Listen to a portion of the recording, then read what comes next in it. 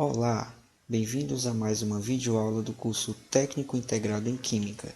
Na disciplina de Físico-Química 1, hoje estudaremos a primeira lei da termodinâmica.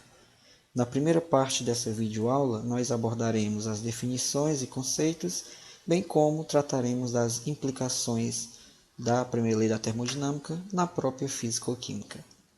Este que vos fala é o professor Sebastião Júnior Teixeira Vasconcelos, e todo o conteúdo desta videoaula encontra-se disponível na íntegra no portal Química Crateus. Acesse!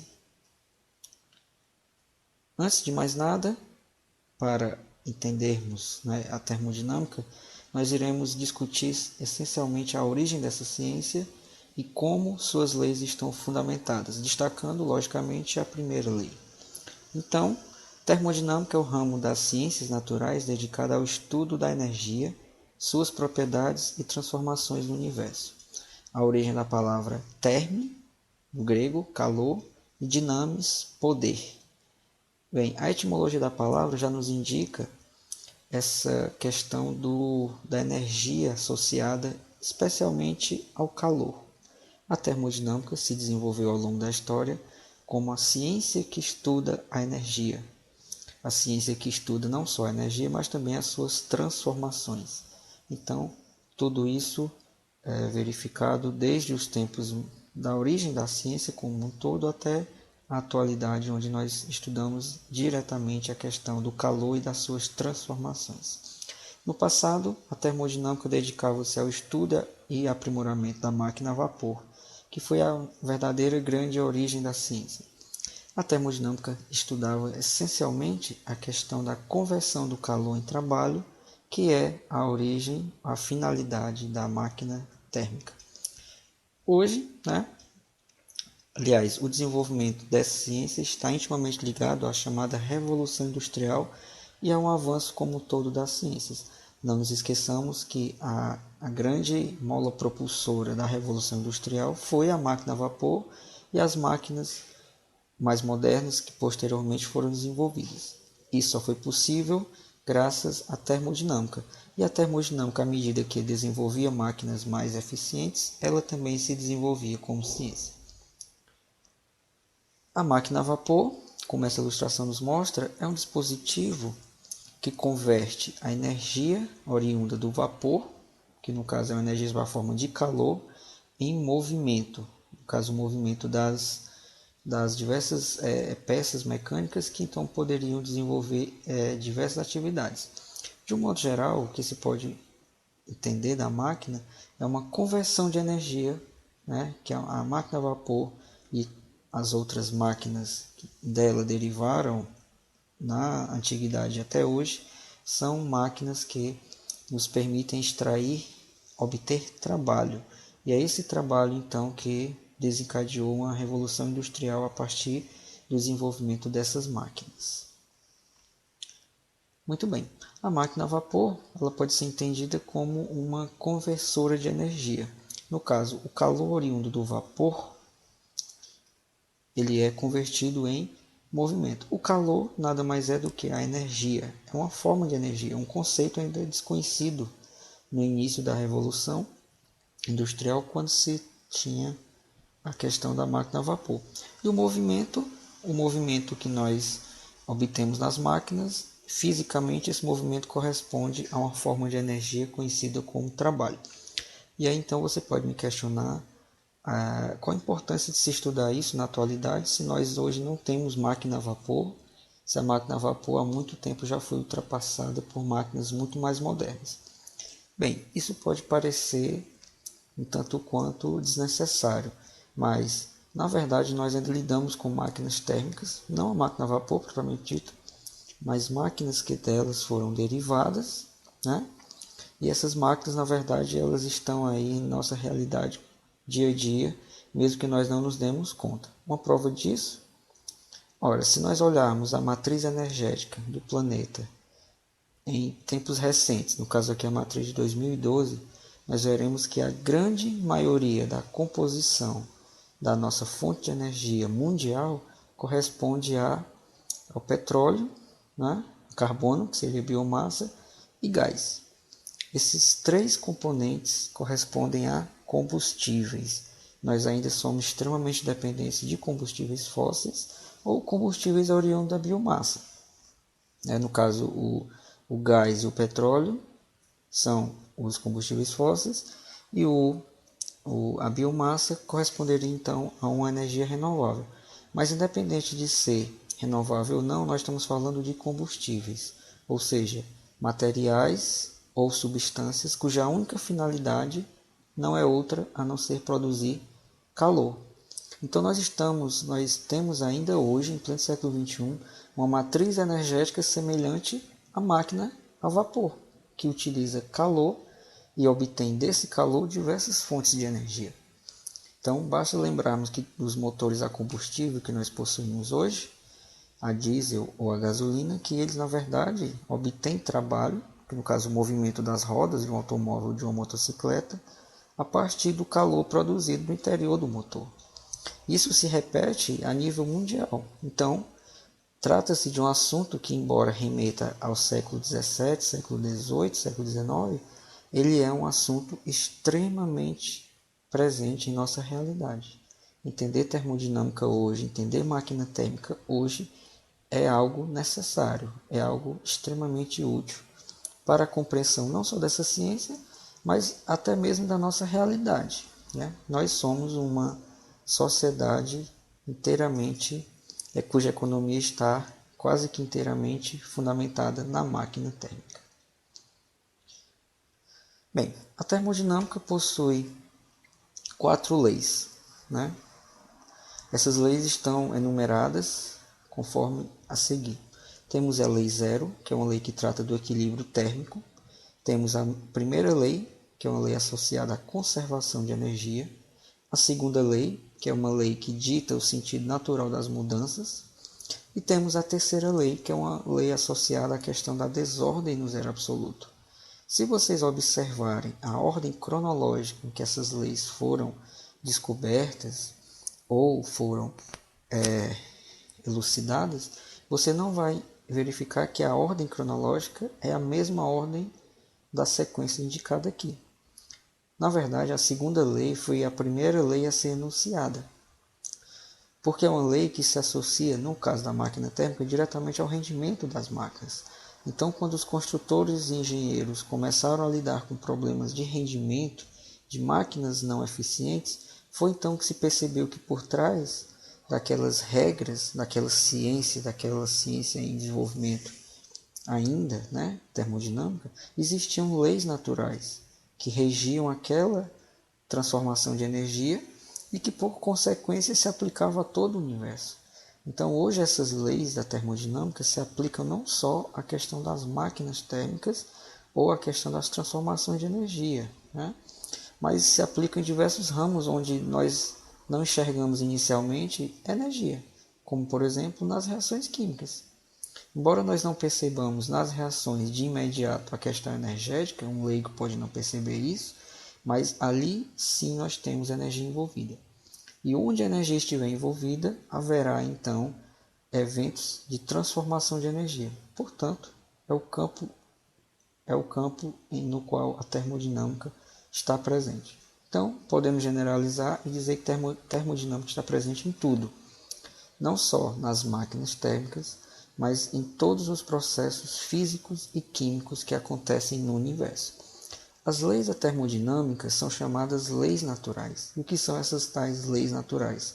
Uma lei natural descreve um comportamento da natureza que não permite exceções. Portanto, essas leis da termodinâmica que nós iniciamos o estudo delas hoje são leis que não existem ou não exibem exceções no universo. Essas leis são geralmente leis empíricas, leis oriundas, portanto, da observação natural dos cientistas, e muitas vezes nós nos deparamos com essas leis, nós já conhecemos elas do nosso próprio convívio, já que nós não podemos fugir dessas leis em nossa vida em nenhum momento. Bem, uma vez que nós conceituamos termodinâmica e já damos alguns pontos introdutórios, ressaltando a sua importância, nós precisamos agora de alguns conceitos. E nesses conceitos, então, nós vamos construindo as teorias por trás dessa ciência e, finalmente, podemos enunciar a lei que estamos pretendendo. O primeiro conceito que nós precisamos entender, na verdade são três, é o conceito de sistema, vizinhança e universo. Sistema, nós trataremos como sistema, de agora em diante, uma parte do universo onde ocorre o fenômeno de interesse. Então, tendo em vista que o universo, como um todo, ele é infinito e nós não temos controle sobre todo ele, sempre que nós formos estudar algum evento, algum fenômeno, nós precisamos delimitar onde esse fenômeno está acontecendo e as características desse fenômeno nessa região restrita onde ele acontece. Essa região restrita do universo, onde o fenômeno de interesse que nós estamos estudando ocorre, nós chamaremos de sistema. Existem três tipos de sistema que a termodinâmica os define. Existe o sistema aberto, o sistema fechado e o sistema isolado. Um sistema aberto é um sistema que permite trocas de energia e de matéria com a vizinhança. A vizinhança nós a definiremos daqui a pouco. Um sistema fechado é um sistema que permite trocas apenas de energia com a vizinhança. Sistema fechado, portanto, não permite troca de matéria. E um sistema isolado é um sistema que não permite troca nem de matéria e nem de energia com a vizinhança. Esse conceito de sistema aberto, fechado e isolado não é um conceito difícil e nós rapidamente podemos entendê-los, nós rapidamente podemos associar esses sistemas com relações do nosso dia a dia. Então vejamos, sistemas abertos e sistemas fechados, ou seja, sistemas que permitem a passagem da energia, ou que permitem então trocas de energia com a vizinhança, eles possuem uma fronteira, uma fronteira característica, que é uma fronteira diatérmica. Fronteira diatérmica, por definição, é uma fronteira que permite a passagem de calor. O calor sendo energia, então nós podemos estender o conceito não só para o calor, mas também para a passagem de qualquer forma de energia. Então, sistemas abertos e fechados são sistemas diatérmicos, que permitem a passagem de calor, muito embora o sistema fechado não permita a passagem de massa. Sistemas isolados são sistemas que possuem fronteiras adiabáticas, ou seja, que não permitem a passagem de calor. Essa palavra adiabática significa não calor, ou seja, não permite passagem de calor. E a palavra diatérmica significa calor, ou permissão para a passagem de calor.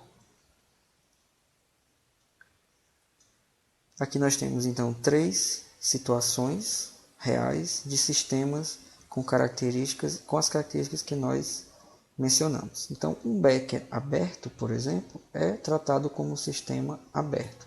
Nós representaremos dessa forma o sistema aberto de agora em diante.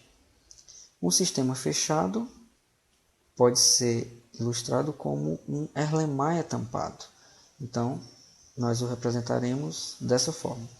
E um sistema isolado, por sua vez, temos um exemplo mais comum em nosso dia a dia, seria uma garrafa térmica. Representaremos um sistema isolado desta forma. Então, dependendo da situação em que se vai trabalhar, devemos optar por sistemas fechados, abertos ou isolados. Por exemplo, a grande maioria dos trabalhos que nós desenvolvemos em laboratório são em sistemas abertos, como por exemplo reações químicas, etc. Em alguns casos, pode ser necessário o uso de sistemas fechados. Quando se recorrerá a sistemas fechados? Quando não se deve ou quando não se deseja perda de massa. Então, por exemplo, quando durante uma reação química deseja-se manter constante a massa dos reagentes durante a reação e evitar perdas ou ganho de massa vindos de fora da reação, então deve-se usar um sistema fechado. Um sistema isolado ele é necessário quando, além de não se desejar haver trocas de massa, não haver ganhos nem perdas de massa entre a reação e o meio externo, também não se deseja nenhum perda ou ganho de energia sob a forma de calor. Ou, no nosso caso, dia a dia, nós recorremos ao uso de um sistema quase isolado, que é uma garrafa térmica, para conservar, por exemplo, o café sob uma temperatura adequada ao seu consumo. Tá? Daqui eu preciso alertá-los que não existe um sistema totalmente isolado. O sistema totalmente isolado implica num sistema que não há troca de calor. E nós veremos mais adiante o quão difícil é controlar o calor, o quão difícil é impedir que ele se manifeste na natureza. Portanto, sistemas isolados são sistemas geralmente idealizados. Eles não existem. Se eu voltar um pouco aqui, eu posso dizer que uma das características do sistema isolado que faz com que ele não exista na realidade, ou um sistema totalmente isolado, é a dificuldade de se ter uma parede adiabática.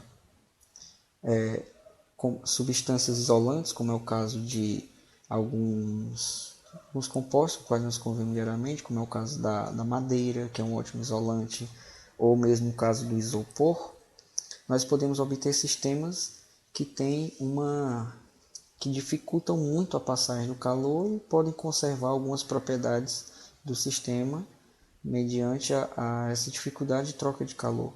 Mas jamais nós poderemos construir um sistema totalmente isolado, ou seja, um que vai impedir por completo a saída ou a entrada de calor. Vizinhança, como já deve estar claro para nós, né? Essa palavra já é autoexplicativa, a vizinhança é tudo que circunda o sistema e aquilo que pode interferir nele. Então, quando nós dissermos que, por exemplo, o sistema transferiu calor para a vizinhança, nós estamos admitindo que o sistema transferiu calor para a parte do universo que o circunda que pode interferir no sistema. Ou o contrário, né? Se nós dissermos, por exemplo, que o sistema recebeu matéria da vizinhança, nós estamos admitindo que essa porção do universo ao redor do sistema que pode interferir nele transferiu matéria para o interior do sistema. E assim por diante. O universo, como já deve estar claro, é o conjunto do sistema e a vizinhança. Então, se nós reunirmos o sistema, que é o nosso conjunto de interesse, com a vizinhança, que é tudo aquilo que o circunda, nós teremos então o conceito de universo, que é então o conjunto como um todo. Outros dois conceitos de extrema importância para a compreensão da termodinâmica como um todo é o conceito de calor e temperatura. Esses dois conceitos são dados juntos por uma razão bem clara. Esses dois conceitos são intimamente interligados, como nós veremos agora.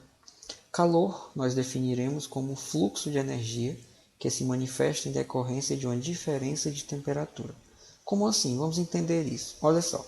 O calor é o que nós sentimos, por exemplo, quando aproximamos nossas mãos de uma fogueira, por exemplo. Como é que nós entendemos então essa percepção de calor? O calor é essa energia que vai se originar então da fogueira, mas que se direciona, por exemplo, para as nossas mãos. O que provoca essa transferência de energia é apenas a temperatura. Por definição, para que exista manifestação do calor, eu preciso ter dois corpos em diferentes temperaturas, porque somente nessa circunstância haverá um fluxo de calor, haverá um fluxo de energia em decorrência da diferença de temperatura. Como nós já conhecemos, isso é do nosso convívio diário, nós já sabemos que o calor se origina do corpo de maior temperatura para o corpo de menor. Isso é prático. Quer dizer, se não fosse assim, ao aproximar a mão da fogueira, suas mãos iriam esfriar, porque suas mãos é que estariam transferindo calor para a fogueira. Mas o que se percebe quando se aproxima a mão, não só de uma fogueira, mas de qualquer objeto a uma maior temperatura, é que esse objeto aquece nossas mãos. A energia que se manifesta dessa transferência ou desse fluxo é o que nós chamamos de calor. Então, o calor ele precisa ser entendido com esse sentido e muitas vezes existe uma dificuldade de compreender. Primeiro, alguns mitos sobre calor. Calor não pode ser armazenado. Então, não se concebe o calor como algo que seja armazenado em um sistema. Pelo contrário, o calor ele só existe quando há transferência, quando há um fluxo, porque calor é energia em movimento. Então não faz sentido dizer que existe muito calor na fogueira. Só faz sentido entendermos isso admitindo que o calor é transferido da fogueira para as mãos. E isso, é claro, depende muito da temperatura. Quanto maior a temperatura da fogueira, certamente mais calor ela transfere. Isso também é algo do nosso senso comum. Temperatura, por sua vez, é uma medida do grau de agitação molecular, ou seja, a energia térmica da matéria. Essa agitação molecular diz respeito diretamente à questão do movimento das moléculas. Quanto maior o movimento das moléculas no sistema, maior a temperatura desse sistema. Para ilustrar, temos essa figura. Aqui, imagine uma barra metálica em contato com a chama. Logo acima da barra, essa escala de cores indica uma escala também de temperatura. Quanto mais próximo a barra está da chama, maior o grau de agitação dos átomos que constituem essa parte metálica, que no caso, maior deve ser a temperatura. Quanto mais distante a barra estiver da chama, menor o nível de agitação molecular e, consequentemente, menor a temperatura. Deste modo, na ponta da barra que toca a chama, temos uma temperatura 1, que é maior que a temperatura 2, que por sua vez é maior que a temperatura 3. Então precisamos entender daqui para frente que temperatura é uma medida desse grau de agitação molecular, que ao lidarmos com um corpo a uma alta temperatura, esse corpo, na verdade, ele possui um grande nível de agitação molecular. E, consequentemente, a energia térmica é maior.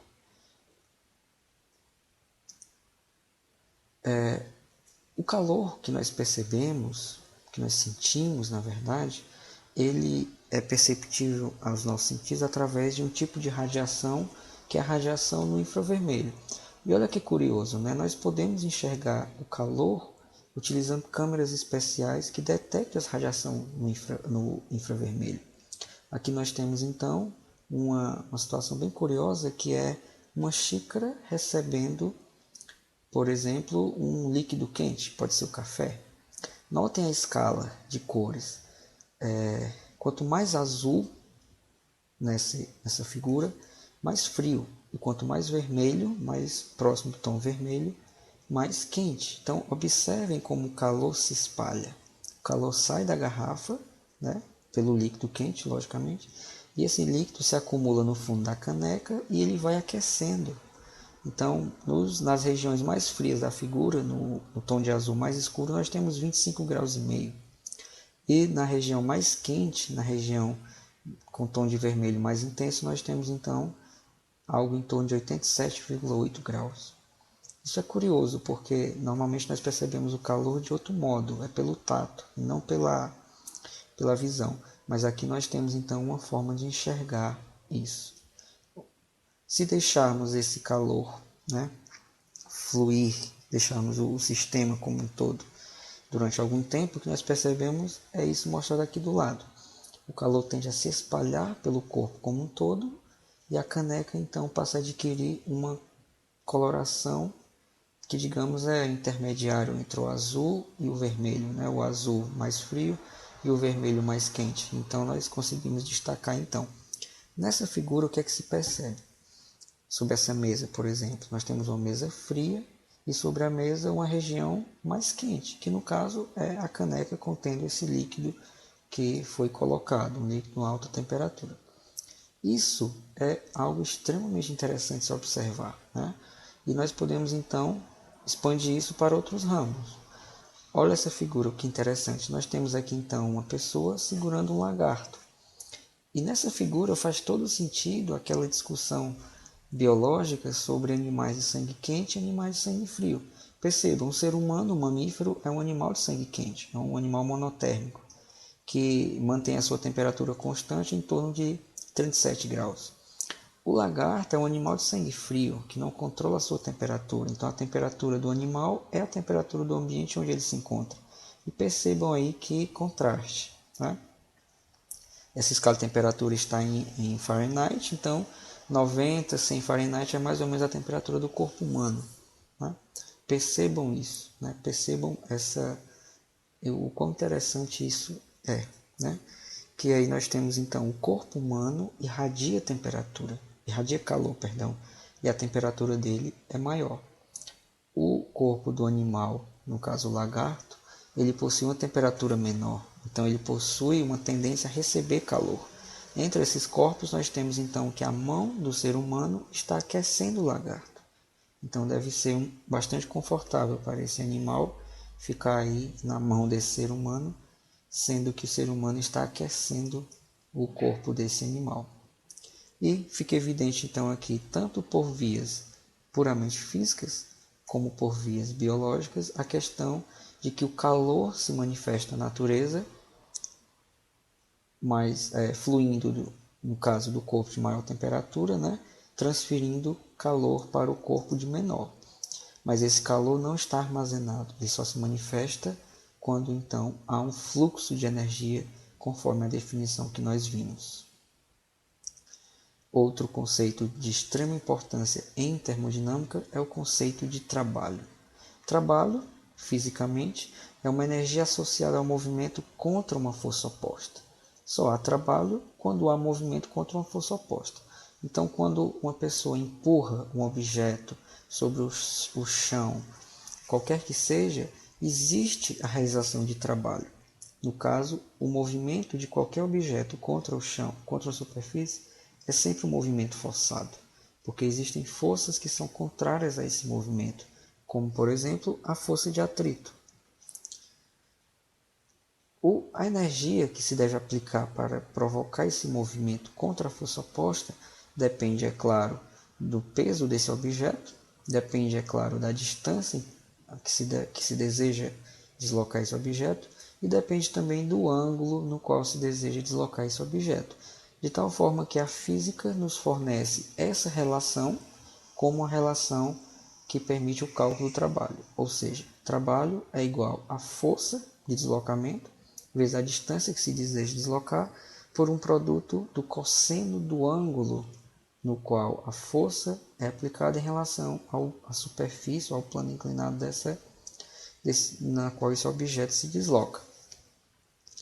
Esse conceito de trabalho, né, nós iremos desenvolver ele com mais propriedade em uma outra videoaula e ficará mais evidente o quanto como esse trabalho será aplicado em problemas de termodinâmica e não necessariamente problemas de mecânica, como é o caso ilustrado aqui.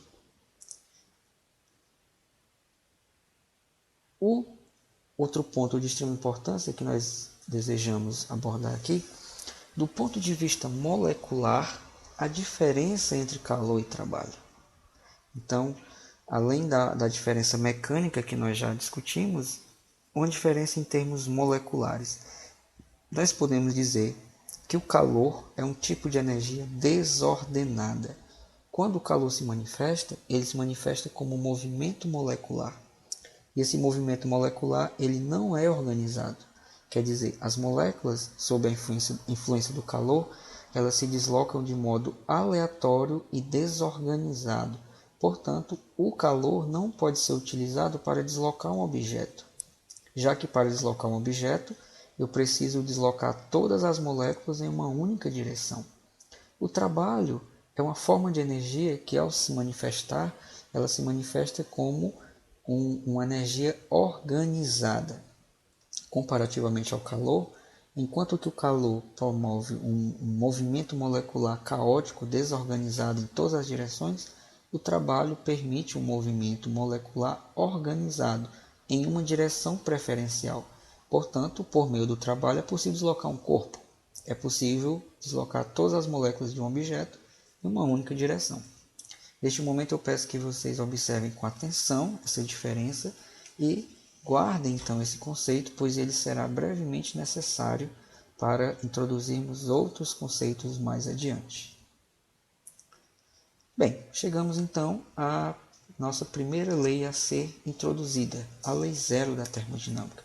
Embora essa lei não tenha sido a primeira a ser definida ou descoberta pelos cientistas, ela tem a denominação de Lei Zero por ser uma lei fundamental e ser a lei mais simples da termodinâmica com a qual nós lidamos.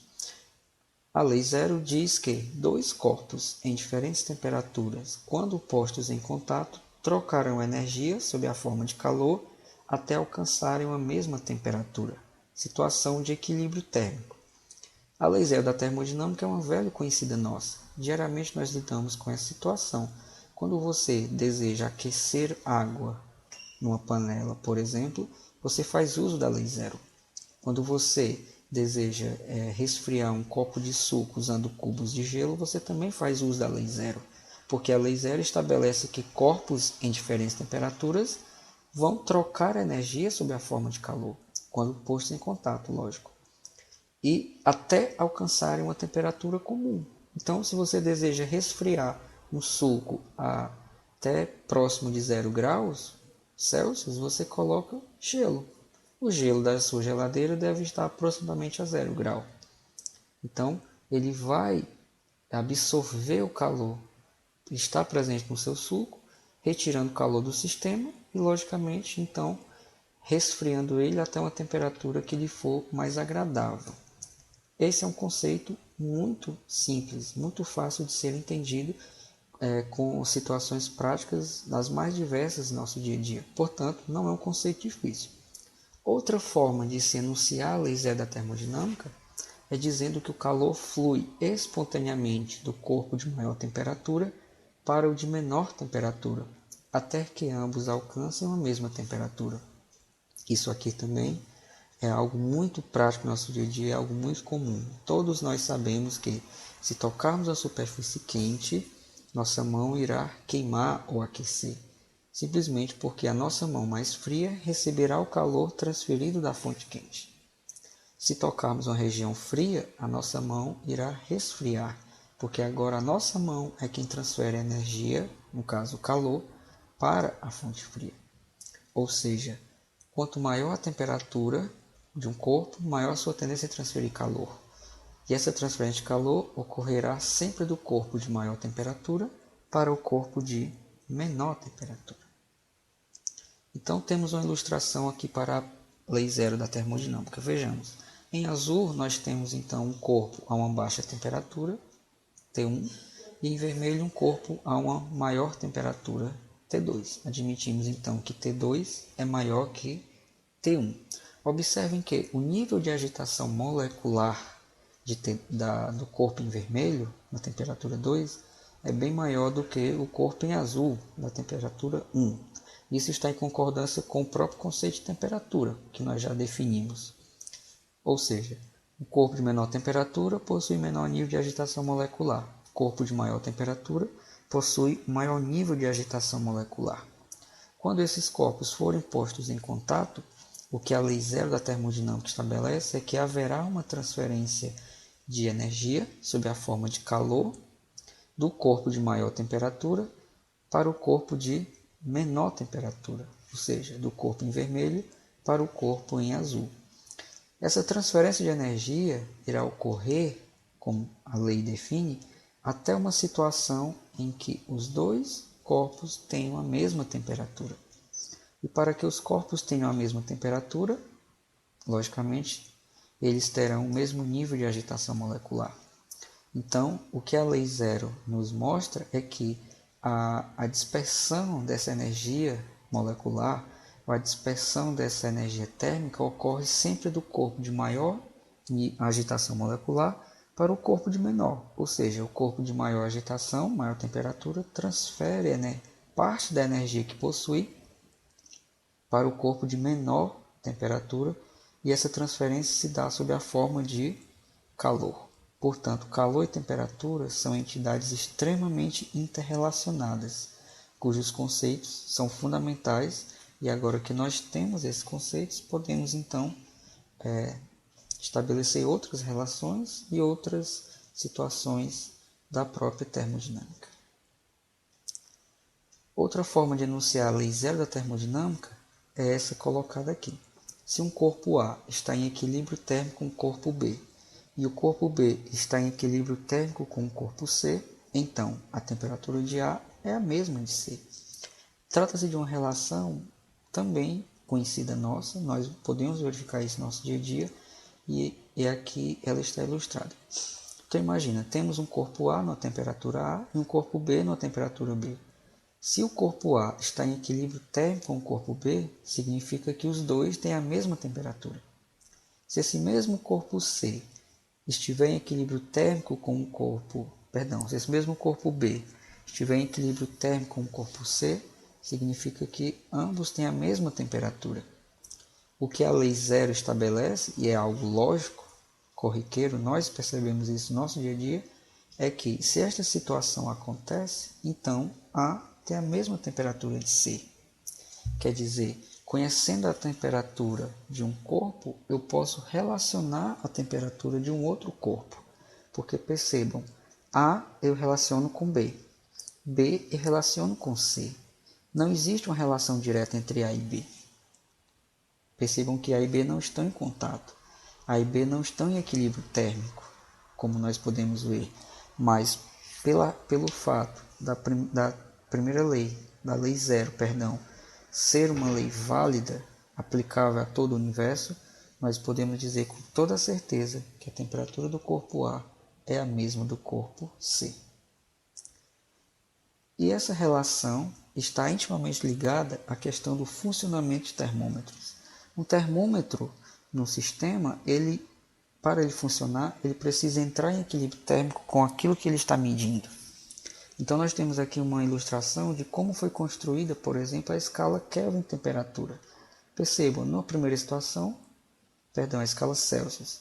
Celsius definiu o zero de sua escala como a temperatura na qual o gelo funde. E essa temperatura foi atribuída a 0 grau. Então percebam, para se alcançar essa temperatura, o termômetro entra em equilíbrio térmico com o gelo. Para definir 100 graus Celsius, Celsius colocou o termômetro em contato com a água fervente. Ele definiu então 100 graus como essa temperatura, dividindo essa diferença, esse nível, da altura, no caso aí do mercúrio, em 100 unidades iguais, temos então 1 grau para cada unidade. E cada unidade dessa corresponde a 1 grau Celsius na escala de Celsius. Perceba que tudo isso só é possível se houver um equilíbrio térmico com o ambiente. Na terceira figura, ao lado, a terceira, à direita, nós temos então um termômetro marcando 30 graus. Como é que isso é possível? Ora, como é que eu posso saber, como é que eu posso admitir, ter certeza que um termômetro marca uma temperatura entre 0 e 100, se a escala foi feita apenas nessas duas temperaturas? Lei zero da termodinâmica. Porque se o corpo A está em contato com o corpo B, que no caso é gelo e o termômetro, e esse mesmo corpo C está em contato com o corpo B, em contato com o corpo D, o corpo B em contato com o corpo C, define-se então uma situação onde você pode dali estabelecer outras relações, sem necessariamente calibrar esse termômetro toda vez que for utilizar para descobrir uma outra temperatura. Eu posso descobrir graças à lei zero da termodinâmica. Enfim, chegamos à definição da primeira lei da termodinâmica. A primeira lei também é conhecida como princípio da conservação de energia. Por quê? Porque ela diz que a energia não pode ser criada nem destruída, mas apenas transformada. Bem, essa é sem dúvida a definição mais conhecida da primeira lei da termodinâmica, mas outras definições existem. Vejamos. Outra definição possível é que toda a energia presente no universo hoje é a mesma de sempre. Na verdade, ela é uma consequência, porque se você afirma que a energia não pode ser criada nem destruída, apenas transformada, significa que toda a energia que existe hoje no universo, ela não foi criada. Ela apenas é fruto de transformações que ocorreram no universo ao longo da sua existência. Portanto, toda a energia que temos hoje é a mesma que sempre existiu, porque tudo que aconteceu com essa energia foi transformação. Nada foi criado e nada foi destruído. Outra forma de enunciar essa lei é admitindo que todo processo que ocorre no sistema isolado possui variação de energia interna nula. Eu peço que vocês dediquem mais atenção a essa terceira definição. Todo processo que ocorre no sistema isolado possui variação de energia interna nula, pois essa será a definição que nós mais iremos utilizar ao longo desta videoaula e das próximas também. Ora, a primeira lei fala em energia interna. Ela diz que a energia interna de um sistema, a variação da energia interna é nula se esse sistema for do tipo isolado. Mas o que é energia interna? Como o próprio nome diz, energia interna, nós associamos com a energia que está dentro de alguma coisa. Resta-nos saber então que coisa é essa e como nós podemos então definir essa energia. Vejamos, a energia interna, simbolizada por U, é o somatório de todas as formas de energia que contribuem para a energia total de um sistema. Então, a energia interna nada mais é do que todas as somas, a soma de todas as formas de energia que estão presentes no sistema. É a energia presente no sistema. No caso de um gás, a energia interna ela pode ser entendida como o somatório da energia cinética e a energia potencial. Isso é fácil, nós já estudamos isso, nós sabemos que essas são as duas formas de energia que estão presentes no caso de um gás. Então, por exemplo, nesse sistema, se nós desejarmos calcular a energia interna do sistema ou a energia total, nós teremos então que somar a energia cinética de todas essas moléculas e a energia potencial de cada uma delas. Você já deve imaginar que isso é uma tarefa extremamente difícil, extremamente complicada. E vocês têm razão. Geralmente não se calcula a energia interna de um sistema por esse caminho, já que essa energia interna ela é praticamente impossível de ser calculada por esse caminho. Mas existe uma forma de saber informações sobre a energia interna do sistema que é com base em uma característica especial da energia interna. Que característica é essa? A energia interna é uma função de estado. E o que é função de estado? Função de estado é uma propriedade que não depende de como a transformação é feita, mas apenas do estado inicial e final do sistema. Bem, o que isso tem a ver com a energia interna? O que isso quer dizer e como eu posso entender isso? Função de estado é um conceito extremamente importante em termodinâmica. Na verdade, os grandes conceitos, as grandezas mais importantes da termodinâmica são funções de estado. Então, nós precisamos ter em mente com clareza o que é isso e entender realmente e aplicar o que é então função de estado. Função de estado é toda grandeza que não vai depender do caminho pelo qual o processo ocorre. Um exemplo de função de estado de fácil a gente entender é a altitude. A altitude, ou a altura também, nesse caso é uma função de estado. O que é a altitude? É a altura em relação ao nível do mar. Então, quando se escala uma montanha de determinada altitude, não importa o caminho que o alpinista faz. A altitude que ele alcança ao chegar no topo da montanha é a mesma. Então vejamos, o alpinista ao escalar essa montanha, ele pode optar por dois caminhos. Esse caminho em azul é um caminho que é mais curto, logicamente. Ele vai levar certamente menos tempo para chegar ao topo.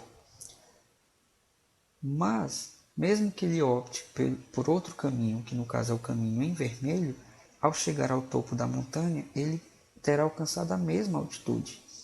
O espaço percorrido pelo alpinista não é uma função de estado. Depende do caminho, depende por onde ele vai, mas a altitude em relação ao nível do mar é sempre a mesma. Então, a altitude é o exemplo de uma função de estado. O caminho que o alpinista percorre não é. Outro exemplo que pode ser dado é, por exemplo, a altura de uma pessoa em um prédio. Se a pessoa sobe o prédio por escadas ou de elevador, não faz diferença. A altura que duas pessoas têm estando no mesmo andar em relação ao chão não depende para o caminho por onde ele foi. Não depende de quantos degraus ele subiu, porque essa grandeza também é uma função de estado. E olha que legal, a energia interna é uma função de estado. Quer dizer que não importa o caminho por onde um processo ocorre, transformação do sistema ocorre. A sua energia interna só depende do estado inicial e do estado final. Não depende de como esse processo ocorre. Vejamos uma situação mais prática. Suponhamos que você vai aquecer água de 25 graus a 100 graus Celsius. De antemão, eu lhes informo que nesse processo a energia interna do sistema aumenta. E não é difícil entender. Você, ao aquecer o sistema, você fornece calor para ele. Se o sistema recebe calor, ele recebe energia. Se ele recebe energia, logicamente a energia interna do sistema aumenta. Portanto, a energia interna do sistema a 25 graus Celsius e a energia interna do sistema a 100 graus Celsius são diferentes.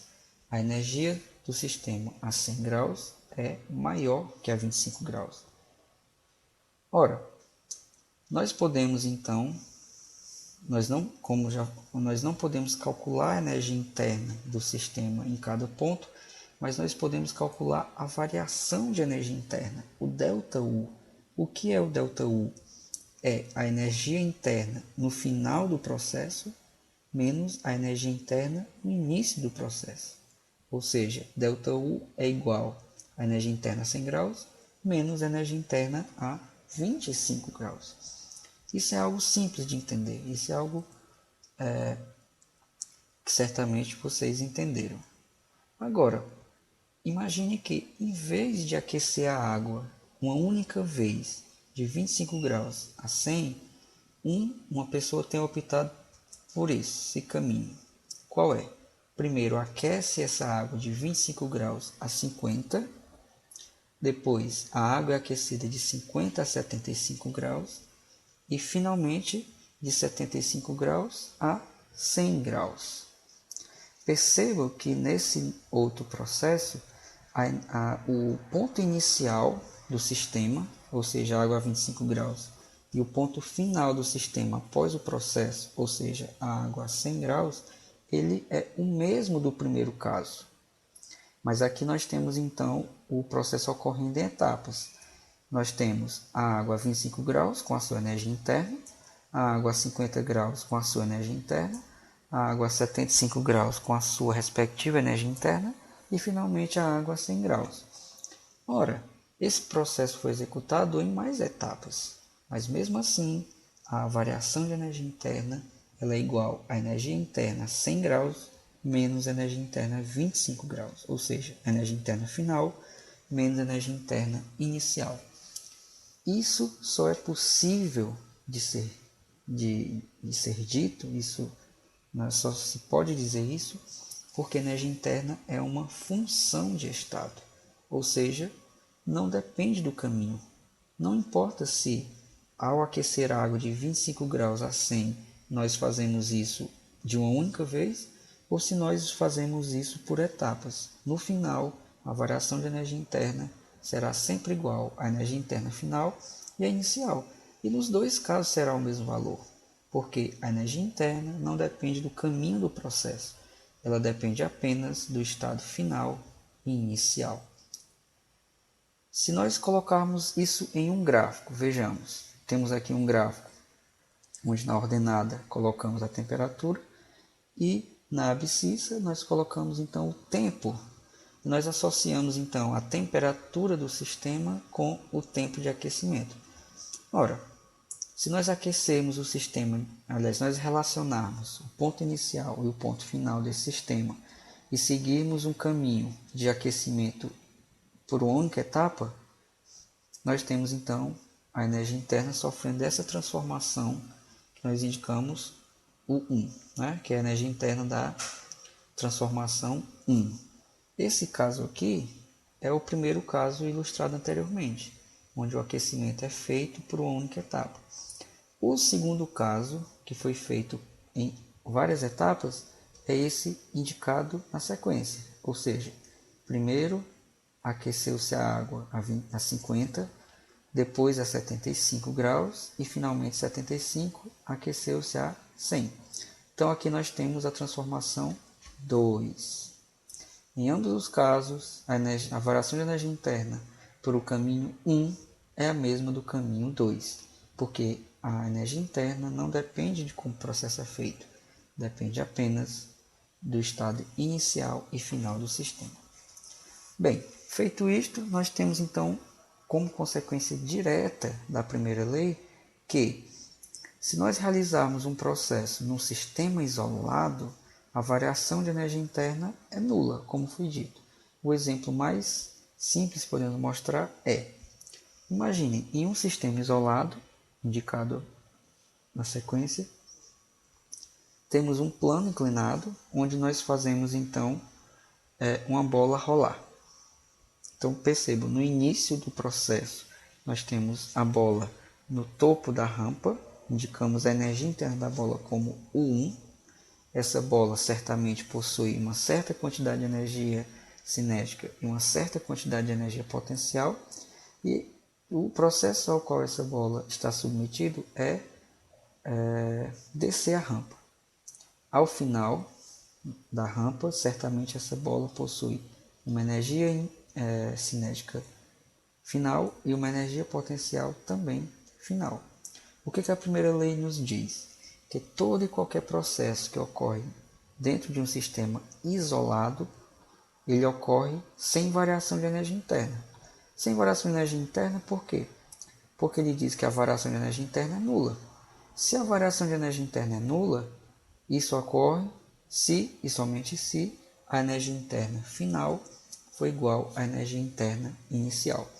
Quer dizer que neste processo indicado por essa rampa e essa bola, nós percebemos claramente uma transformação de energia. Afinal, nós sabemos que a bola só rola rampa abaixo se converter a energia potencial em energia cinética. Mas, embora essa transformação ocorra, a quantidade de energia que a bola possui no final do processo é a mesma que a bola possui no início. Então, ΔU é igual ao 2 menos o 1. Portanto, ΔU é igual a 0. Essa situação nos diz que em um sistema isolado não há criação nem destruição de energia, porque toda energia que se tem no início é igual à energia que se tem no fim.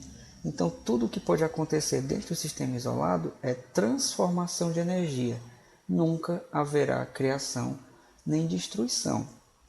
Ora, mas o sistema isolado, ele não é um sistema que de fato exista, como nós já mencionamos anteriormente. Então, como que essa lei da termodinâmica, como foi dito mais anteriormente ainda, ela se aplica ao universo? Como que existe uma lei universal se a definição está para um sistema que sequer existe na prática?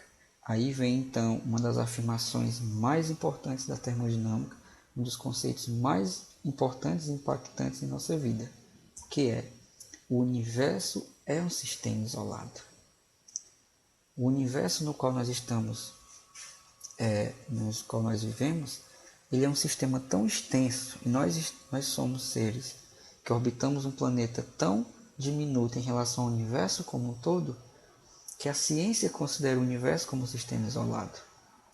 Ora, se nós estamos em um sistema isolado, e a lei da termodinâmica diz que no sistema isolado tudo que ocorre é transformação de energia A energia não pode ser criada nem destruída, significa que no universo que nós vivemos, a energia não pode ser criada nem destruída, só pode ser transformada, tal qual a bola na rampa. Então nós precisamos entender, de agora em diante, que o universo que nos cerca é um universo onde a energia apenas se transforma. É um universo onde não se pode criar e não se pode destruir energia. Mas todo e qualquer processo que ocorre dentro desse universo é, portanto, um processo onde ocorre transformação de energia.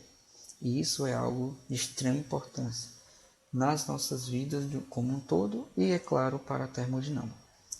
Dito isto, nós precisamos então ter entender formas para o cálculo da energia interna de sistemas. E aqui vem.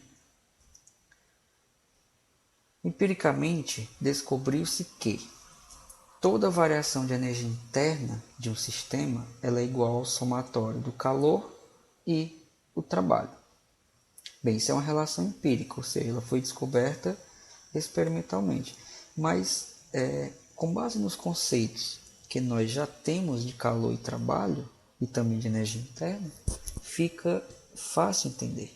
Vejamos, energia interna é igual a calor mais trabalho. E o que é calor e o que é trabalho? Conforme nós já definimos. Calor é energia desorganizada. Trabalho é energia organizada. Ou seja, toda variação de energia interna ela está para o somatório das transformações de energia que levam ao calor, que é uma energia desordenada, e que levam também ao trabalho, que é energia ordenada. Ora, somando a variação, somando a energia desordenada envolvida na transformação do sistema com a energia ordenada envolvida na transformação do sistema, nós temos então tudo aquilo que ocorreu com o próprio sistema, a própria transformação do sistema como um todo. Nós temos, portanto, a sua variação de energia interna. Outro ponto de importância é o sinal que o calor e o trabalho devem ter no sistema. Então vejamos, ao receber energia da vizinhança na forma de calor ou trabalho, o sistema aumenta sua energia interna. Isso é algo lógico, é algo facilmente compreendido. O inverso ocorre, logicamente, quando o sistema transfere energia para a vizinhança, sob a forma de calor ou sob a forma de trabalho. Na verdade, calor e trabalho, eles reúnem todos os tipos de energia que vão se manifestar cada um a seu modo. Ou seja, as formas de energia que no sistema se manifestam como energia desordenada vão constituir o calor. E as formas de energia que no sistema se manifestam como energia ordenada vão constituir, portanto, o trabalho. Vejamos um exemplo. O sistema abaixo recebeu 450 joules de energia na forma de calor, mas expandiu, realizando 300 joules de trabalho sobre a vizinhança. Qual a variação de energia interna do sistema? Esse exemplo é um exemplo muito simples, que nós solucionamos ele facilmente aplicando a relação matemática da primeira lei termodinâmica com, logicamente, as grandezas calor e trabalho que estão assinalados no enunciado. Mas, para definir corretamente e somar corretamente essas grandezas, nós precisamos definir o seu sinal. Então, vamos reler o enunciado novamente, observando agora se as grandezas, a energia, calor e trabalho estão saindo da vizinhança para o sistema ou do sistema para a vizinhança. Vejamos, o sistema abaixo recebeu 450 joules de energia sob a forma de calor e realizou 300 joules de trabalho. Ora, significa dizer que o sistema recebeu 450 joules de calor e transferiu 300 joules de trabalho. Precisamos então dar sinais a essas energias. Ora, toda energia que o sistema recebe, seja calor ou trabalho, para ele é positivo, porque essa energia recebida da vizinhança é usada para aumentar sua energia interna. Toda energia transferida do sistema para a vizinhança, seja calor ou trabalho, ela terá sinal negativo, porque essa energia ela diminui a energia interna do sistema. Logicamente, os sinais dados são de mais 450 joules de calor e menos 300 joules de trabalho. Ora, para encontrar a respectiva variação de energia interna, nós devemos somar essas grandezas tal qual a lei da primeira lei, a relação da energia interna, nos indica. Portanto, ΔU é igual a mais 450 joules mais menos 300 joules, que nos dá 150 joules de energia, de variação de energia interna. Ora, ΔU deu um resultado positivo. Qual é o significado disso? ΔU positivo indica aumento. Então, quando nós fazemos esse cálculo, descobrimos que ΔU é igual a mais 150 joules, nós estamos admitindo que com essa transformação que o sistema sofreu, que envolveu calor e envolveu também trabalho, a sua energia interna aumentou em 150 joules. Essa é a interpretação dada ao caso. Vejamos mais um exemplo. De quanto será a variação de energia interna de um sistema quando são aplicados sobre ele 1.200 joules de trabalho e se retira 1,5 kJ de calor? Vejamos, mais uma vez, nós estamos em um processo, em uma transformação do sistema, onde nessa transformação são aplicados sobre ele 1.200 joules de trabalho e retira-se 1.500 kJ de calor. Ora, usando a nossa convenção de que se o sistema recebe energia, qualquer que seja a forma, calor ou trabalho, essa energia entra para o sistema positivo, e se o sistema transfere energia, seja calor ou trabalho, para o sistema essa transferência tem sinal negativo, nós chegamos à conclusão que o sistema recebeu 1.200 joules de trabalho e transferiu 1,5 kJ de calor, portanto, menos 1,5 kJ. Definidos os sinais das energias, resta-nos somar. ΔU é igual a Q mais W, ΔU é igual a Q, que é menos 1,5 kJ, mais W, que é 1.200 Joule. Atenção especial às unidades. Veja que nós não temos a mesma unidade para as duas formas de energia, nós precisamos, portanto, usar uma mesma forma de energia, ou seja, 1,5 kJ corresponde a 1.500, portanto, menos 1.500 kJ mais 1.200 kJ, que dá menos 300 Joule. Portanto, a variação de energia interna desse sistema após o processo corresponde a menos 300 Joule. Se ΔU deu menor que zero, sabemos é que houve uma diminuição da energia interna, diferentemente do primeiro exemplo. Muito bem, outros exemplos e outros questionamentos, resolução de questões, serão dados na videoaula da segunda parte. Portanto, vejam a segunda parte dessa videoaula para então verem a resolução de questões e outros problemas lá colocados. Vamos adiante. Essa relação entre calor e trabalho, na primeira lei, percebam que ela é íntima. O sistema recebe calor, transfere trabalho ou vice-versa, ou seja, nós temos calor e trabalho como grandezas que estão sempre presentes no sistema e que definem a primeira lei. Joule, através de um experimento, demonstrou mais do que isso. Joule demonstrou definitivamente a relação que existe entre calor e trabalho. E que relação foi essa? Como Joule chegou a essa conclusão? Vejamos. O experimento de Joule é um experimento extremamente simples, mas de uma genialidade tremenda. Como foi que Joule bolou um experimento onde ele conseguiu relacionar calor e trabalho, associar essas duas coisas e encontrar uma relação extremamente importante entre elas? Vejamos. Joule analisou se a realização de trabalho poderia aquecer o sistema, ou seja, se o trabalho pode produzir calor. Então ele montou esse sistema no qual pás poderiam ser movidas através do movimento de sobe e desce de pesos, e essas pás então ficaram em contato com a água. O que é que Joule fez? Ele moveu esses pesos assinalados no movimento de vai e vem E esse movimento de vai e vem fazia com que as pás se movessem. O que Joule buscava era descobrir se o trabalho envolvido nesse movimento de sobe e desce desses pesos, ao ser transformado em movimento das pás contra a água, se esse trabalho poderia se converter em calor. Para isto, ele colocou um termômetro monitorando a temperatura da água. E o que ele descobriu? O que ele descobriu é que os pesos, ao moverem as pás na água, produziam calor. Ora, mas o movimento dos pesos é trabalho. Então a conclusão que você chegou é que trabalho pode ser convertido em calor. E o contrário já se sabe há muito tempo da máquina térmica, que o calor pode ser convertido em trabalho.